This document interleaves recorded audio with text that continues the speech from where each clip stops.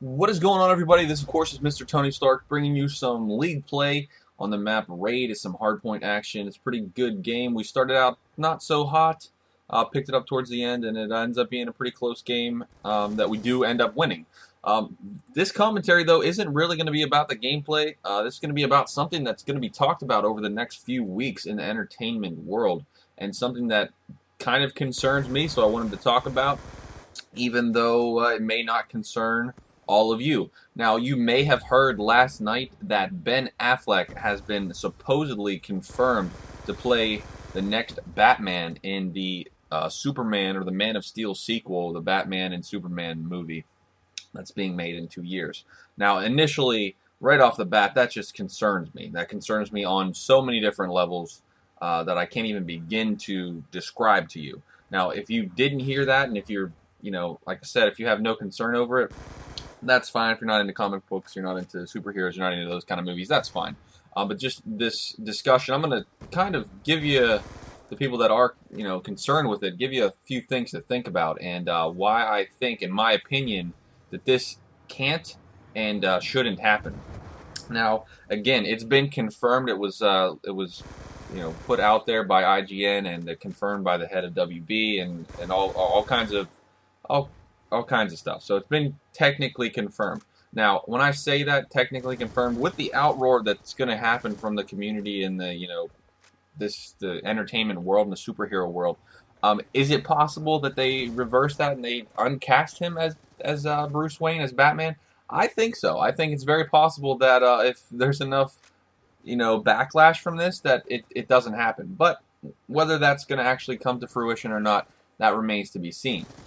So I'm going to basically give a few points on why I think that it's going to fail, and it's going to fail hard. And the first one, and the most important one for me personally, is that Ben Affleck already played a superhero.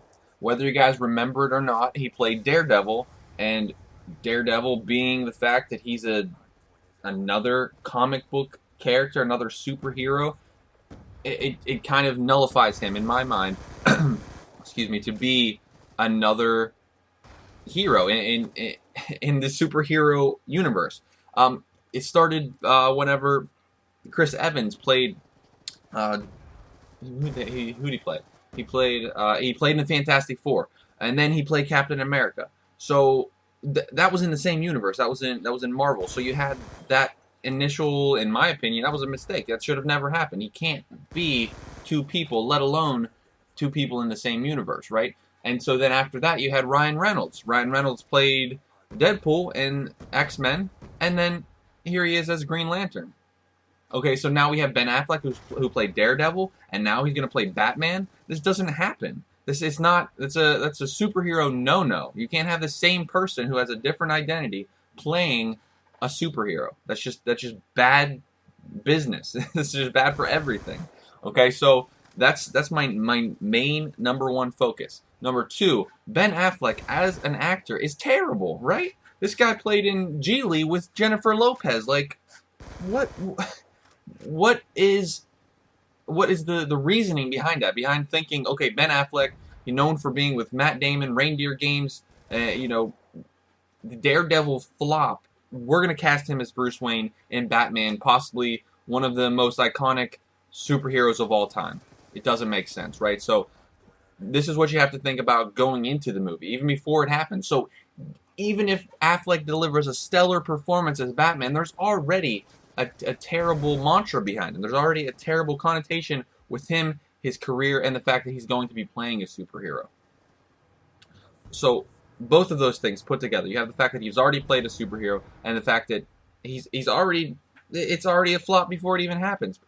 Basically will nullify his chances, in my opinion, of performing a solid Batman, a solid Bruce Wayne, and therefore making the movie less legitimate in a lot of people's minds. Now, again, I don't want to come off and say that I'm going to, I'm just being too hard and judging the entire thing up front.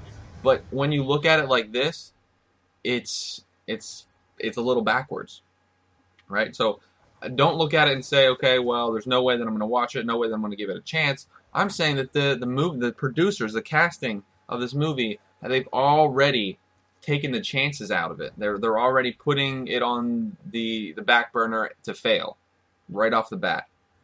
And in my opinion, whether or not they will still end up using him, that, like I said, that remains to be seen. I don't think it's too far out of the scope of things for him to be recast and taken out of the movie. I don't know whether that will happen or not.